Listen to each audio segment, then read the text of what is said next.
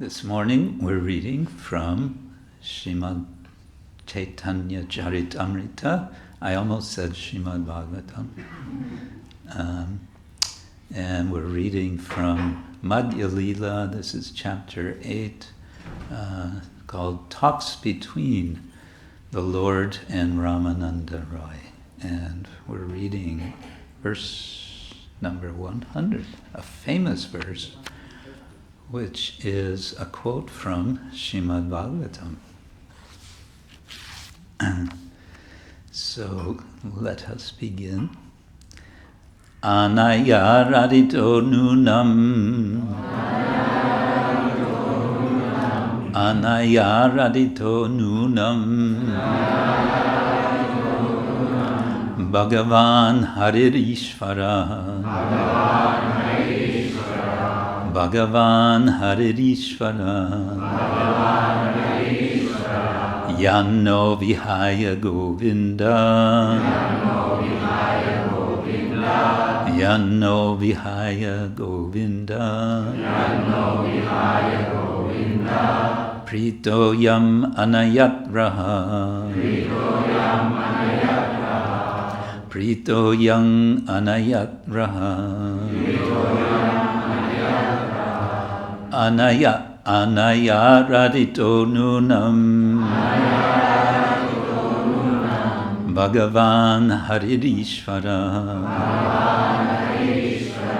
Yanno Vihaya Govinda. Prito Yam Anayatraha. When the Gopis began to talk among themselves, they said, "Dear friends, the Gopi who has been taken away by Krishna to a secluded place must have worshipped the Lord more than anyone else." Purport: the name Radha is derived from this verse, Bhagavatam 10:30-28.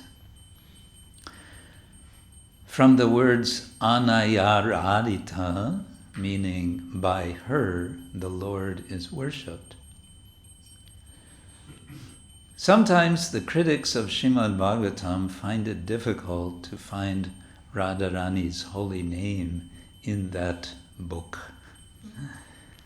But the secret is disclosed here in the word aradita, from which the name Radha has come. Of course, the name of Radharani is directly mentioned in other Puranas. This Gopi's worship of Krishna is topmost, and therefore her name is Radha, or the topmost worshipper.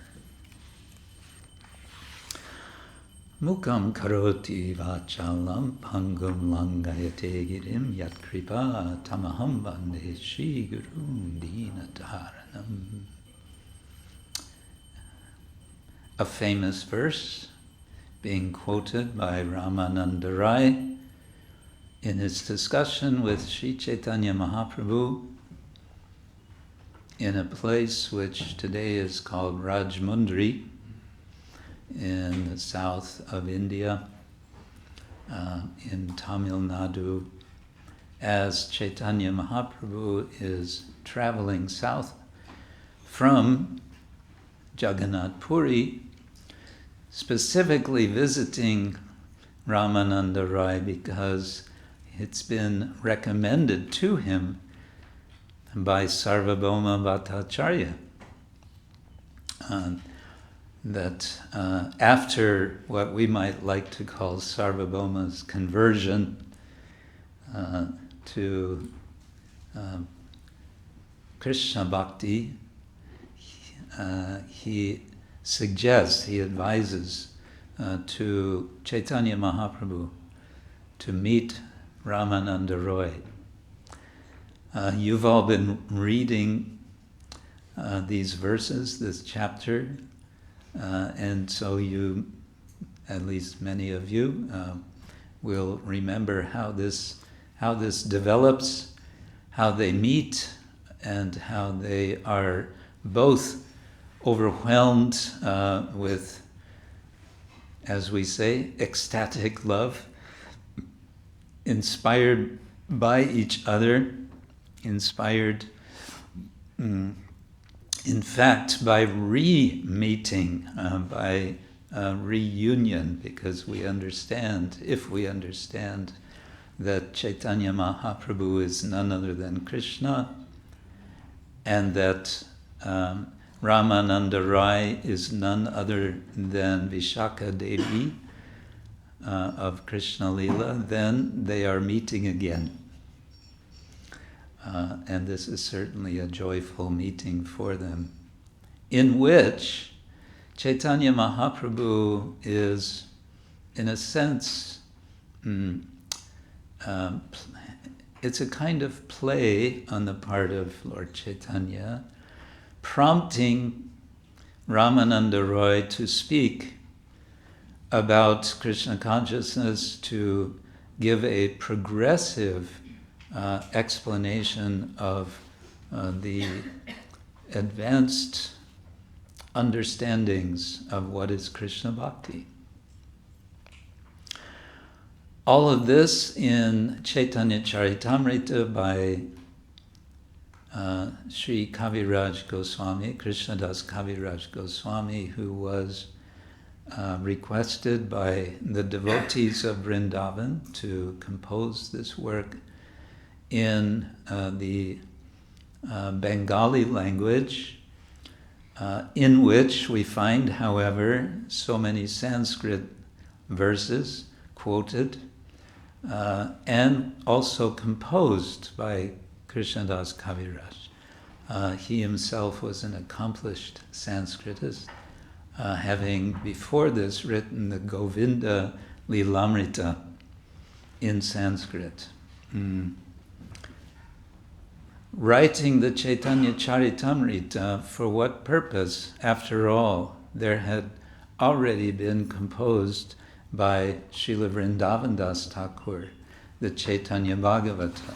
And Vrindavan Das Thakur, we understand from Krishnadas Kaviraj, is none other than the Vyasa of Caitanya Lila. He praises him extensively in Caitanya Charitamrita. So why is he writing Caitanya Charitamrita? Again, at the request of the devotees of Vrindavan, and in particular to elaborate on Lord Chaitanya's later pastimes, much of which he heard about from Srila Raghunath das Goswami. And we want to say something about Srila Raghunath das Goswami today, because today is what? Today is the festival of Panihati, the Chida Dahi or Dadi Chida festival, which is also called sometimes the Danda Mahutsava. Why is it called the Danda Mahutsava? That we will explain in due course. Stay tuned. But first we want to say a bit about this subject and this particular verse, which, as I mentioned, is a famous verse of the Bhagavatam. Why is it famous? Well, in particular because of what Srila Prabhupada explains in the purport. That from this verse, or more specifically from the first two words of the verse, Anaya Aradita, is derived the name Radha. And so is implied that she, Shrimati Radha, or Radha Rani, Rani meaning queen, is the best of devotees, the best of the servants of Krishna, the topmost worshipper, as Prabhupada says in the purport. She is the topmost worshipper and it's explained by Srila Sanatana Goswami, the topmost controller of Krishna. Krishna is referred to in the verse as Ishvara, which means controller. Generally is translated as controller. We get the word Aishvarya also from Ishvara. Aishvarya we usually hear is translated as opulence. So it is, Ishvara is the Lord of opulence or opulences. It's interesting, incidentally, that this short Anushtup verse has 4 references directly to the Lord: Bhagavan, Hari, Ishvara, and Govinda. So there's kind of no doubt about who the gopis are speaking about in this verse. Even if someone may say, "Where's Krishna?" Well, how much more do you need to understand? Govinda is Krishna, and we know that Bhagavan is Krishna, and he is Hari. The Acharyas explained, we are reminded, Hari means he who removes, and specifically he who removes suffering. The gopis are very much in distress. One of the things they're in distress about at this moment, possibly, is the recognition that Krishna is under the control, aradita. He is controlled. This is a past passive participle for some of you who are learning Sanskrit. Bhagavatam told me this morning he's learning Sanskrit. So aradita is a past passive participle, simply meaning worshipped, but also, again, according to Sanatana Goswami, meaning controlled. And he explains that here the gopis are saying, it's this gopi who is by whom Krishna is controlled, not by us. Not by us. And so they are seeking relief. They want to, of course, meet Krishna. They're searching for Krishna. They're longing for Krishna, who has disappeared suddenly and without any explanation from the rasa dance. And so they are searching. And in their searching, as they're searching, they become detectives. Because what is happening in this verse is they are arriving at a conclusion. The word nunam, by the way, Prabhupada translates as indeed. It can express certainty, but it can also express a conjecture. So their conjecture, having seen 2 sets of footprints, is this conclusion. This must be this one particular gopi. So they become detectives. So that's very nice. Now, all of this, however, excuse me, is being mentioned by Ramananda Roy in this particular context of speaking with Caitanya Mahaprabhu, who we may want to say knows all of this, because after all, who is Caitanya Mahaprabhu? He is Krishna himself. But what is Caitanya Mahaprabhu doing in this section, in this conversation? He is urging Ramananda Roy, speak more, say something more. Eho bahya, that is external, he says in the beginning. Age kaha ar, say something more. And he says that several times. Eho bahya, age kaha ar. You can say something more, something more, something more. That's okay. And then he says, Eho hoi. That's okay. At a certain point, he's saying, okay, now you're talking about bhakti more directly, so that's nice, but keep speaking. And then he starts speaking about the different relationships of serving the Lord. He talks about dasya rasa, and then sakya rasa, and I'm not sure if he mentions vatsalya here. I think so, yes. And then Lord Chaitanya says, keep going. And then he speaks about the Gopis. And then Chaitanya Mahaprabhu says, you're getting there. Keep going. And this is when Ramananda Roy speaks these verses about Srimati Radharani.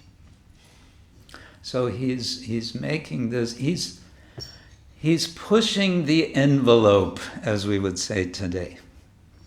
And I think what's interesting for us, broadly speaking, is something we can all be reflecting on. We understand our movement is a preaching movement. And one way I was thinking about this, what is preaching? Preaching, we may want to say, is making space for bhakti. We live in a world which is clouded over. We may want to say this world is one big cloud of ignorance, of covering. And what we're doing in our practice of Krishna consciousness, it goes so much together. Our own practice, and Srila Prabhupada used the word so many times, preaching. Now, preaching has this negative connotation for many people. Don't preach to me, right? Okay, I won't preach to you, but kindly forget everything you've heard, as Prabodhananda Saraswati Thakur says. I put a straw between my teeth and I say, my dear sir, as Srila Prabhupada would explain, please forget everything you have learned and take up this Krishna consciousness. We are in following in the footsteps of our previous acharyas, especially Srila Prabhupada in his preaching and all of the previous acharyas, we are making an effort to make space for bhakti. Make room for bhakti. We could have t-shirts. Make room for bhakti. And then people will ask, what is bhakti? You have asked a very nice question. Now is the beginning of your spiritual life. You are asking a good question. What is bhakti? Let me tell you what is bhakti. So, making space. And this is what Krishnadas Kaviraj is reporting, that Chaitanya Mahaprabhu, in his preaching, is making space. He's pushing the envelope. He's going beyond what is generally known. You may remember at the beginning of this conversation, what is Ramananda's, this is a quiz. What is Ramananda Roy's first answer to Chaitanya Mahaprabhu? Yes. Yes, Varnashram. But what about Varnashram? Yes. You do your duty for the pleasure of Vishnu. Yes. What is it? Varnashram charavata. Vata, yes. Purushena parapuman. Vishnur aradyate panta Na anyat, nanyat tosha karanam. There's no other way, there's no other way than practicing varnashram for Vishnu. That's what he starts with, but he doesn't end with that, because eho bahya, that's external. Notice, however, that Lord Chaitanya doesn't reject that statement. He just says, that's external, that's okay, but we're speaking in private here. It's kind of a curious thing about this whole conversation, the Ramananda Samvada, that it's a private conversation. And you may wonder, as I wonder, how is it that we know anything about that conversation, because it was completely private? Was somebody sneaking in their recording device? How is this? Or did Ramananda Roy later, when he came to Puri, report it, which he shouldn't have done, because Lord Chaitanya said, this is secret, don't tell anybody this. Did he report it to Swarup Damodar, whom Krishnadas Kaviraj received apparently his karacha from his notebook? Or did he hear it from Raghunath das Goswami? Raghunath das Goswami, ki jai. Let me proceed now to bring us to today's occasion, because Raghunath Das is appropriately mentioned also in the context of what we are reading today. Raghunath das Goswami, as you may know, wrote many stotras, many verses, many verses and stotras especially, quite many. I was surprised. I confess, I looked it up today on Wikipedia. Silent. Everyone is shocked. The Swami uses Wikipedia. And what did I find there? I found a list of 30 different works by Srila Raghunath das Goswami. I wasn't aware. I didn't know there's that many. In any case, one of his prayers is the Manashiksha. Shri Radha Gopinath ki jai. One of his prayers is the Manashiksha. Mana, mind, shiksha, instruction to the mind. So it's nice to reflect how Srila Raghunath das Goswami may have been instructing his own mind in writing these 8 prayers. First of all, giving advice to the mind to worship the Guru. Guru goshte goshtala ishu sujane busura gane swamantre shri namni rajanava yuvadanva harane sada dambam hitva kuru ratim purvam atitaram aye svantardatas chatubiraviyache tritaprada. Hitva dambam, giving up pride. Raghunath das Goswami is a very nice model for us in giving up pride. How he demonstrated this. His utter determination, first of all, to take shelter of Caitanya Mahaprabhu, and this is where the story of the Chiradahi Mahutsava comes in.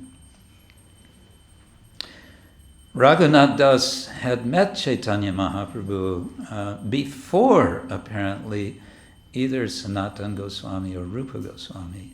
And according to, it is said that Raghunath was 15 years old when he met Lord Chaitanya first.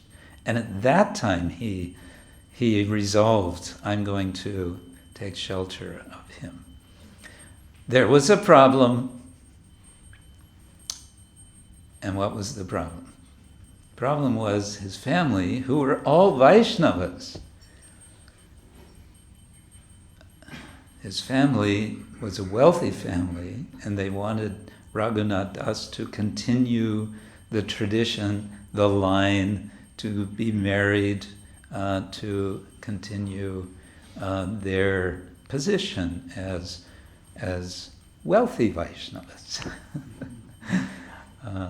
But that's not what Raghunath wanted. And so, after so many attempts to escape from his family, actually running away, and being guarded, being kept, the story is, it's mentioned in Caitanya Charitamrita, that his mother even suggested that they tie him up. Tie him up, we'll keep him at home that way. It's a little hard to imagine, but okay. His father, Govardhan Majumdar, fortunately said, no, that's not going to work. Even if you tie him up, he'll find a way to escape. And sure enough, he did escape. But initially, it wasn't exactly escaping, it was visiting. He went to visit Nityananda Prabhu together with his associates at the place called Panihati. Panihati is north of Kolkata, along the Ganga, and therefore we read that when Raghunath Das came, he arrived and kept himself at a distance from Nityananda Prabhu, who was sitting under a large tree. I believe that tree is still there, or maybe it's a descendant of the tree, on a platform together with his associates, his friends. Someone mentions to Nityananda Prabhu, Raghunath Das is here. Raghunath Das is here? Where is he? Oh, he's back there. Raghunath Das, what are you doing back there? You are cheating me, says Nityananda Prabhu. What do you mean cheating? By denying me your company. Come over here. We can imagine Nityananda Prabhu. Nityananda apparently had a quite booming voice, and he was very, who is Nityananda Prabhu? He is none other than Balaram. So he commands him to come forward. Balaram, of course, commanded Yamuna to come to him. He commands Raghunath to come to him, and he punishes him. How does he punish him? First of all, he puts his feet on Raghunath's head.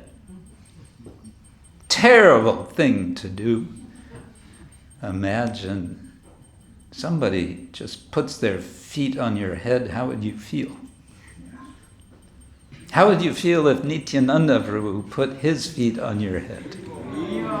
Hariva! Nityananda Prabhu ki! But his punishment didn't end there.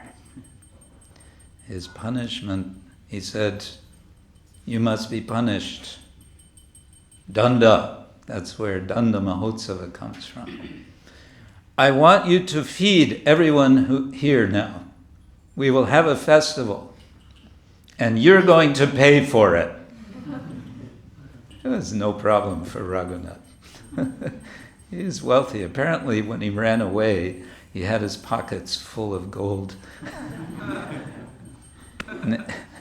In any case, it was this season, this is beginning of June, it's quite hot and also very muggy.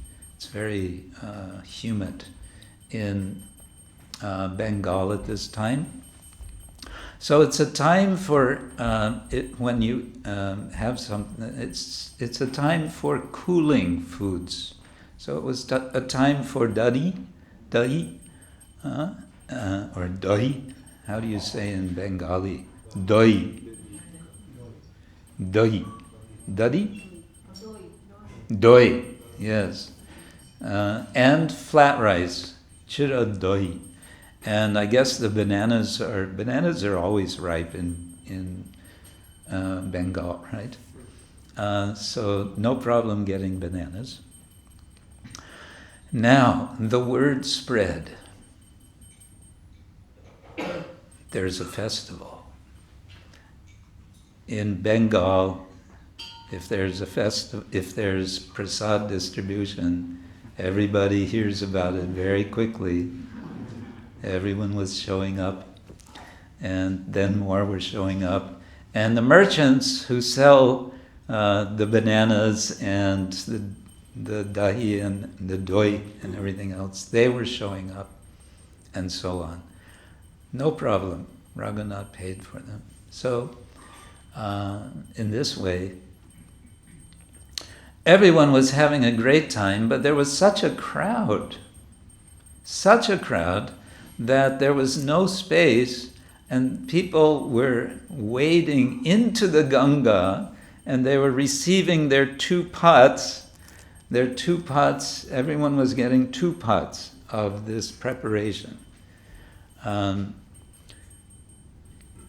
Now, I don't know what kind of arrangement there will be here for Chidadahi, but I remember many years ago,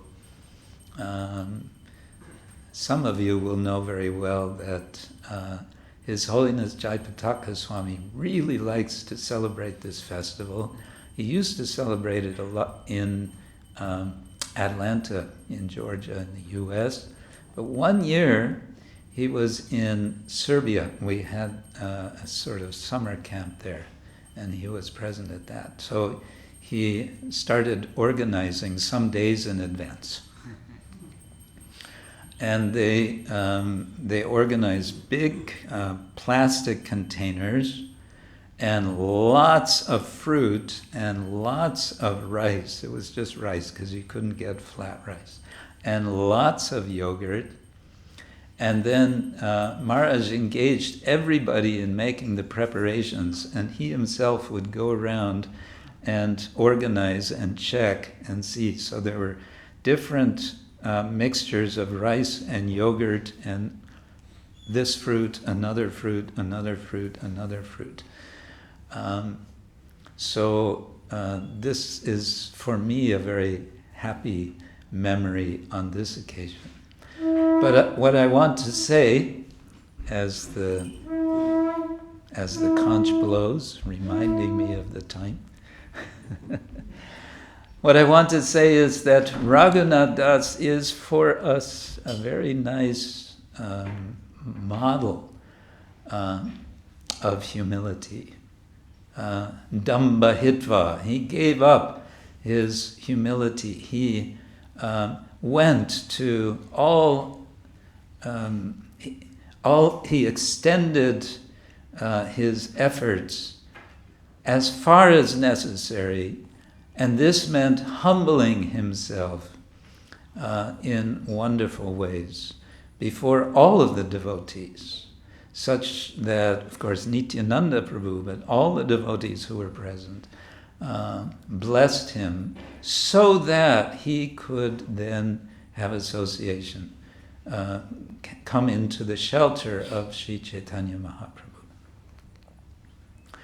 He does so, and as you know, most of you will know, that's described in the 6th chapter of the Antya Lila. He does so in a process of becoming more and more and more and more austere in his eating.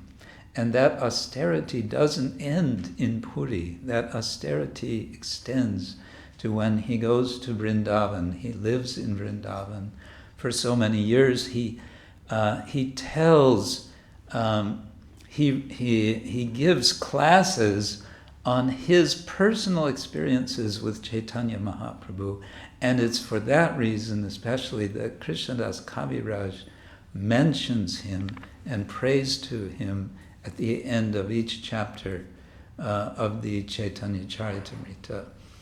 And when Srila Sanatana Goswami departs the world, then Raghunath Das gives up eating all solid food and he takes only some buttermilk in a leaf cup.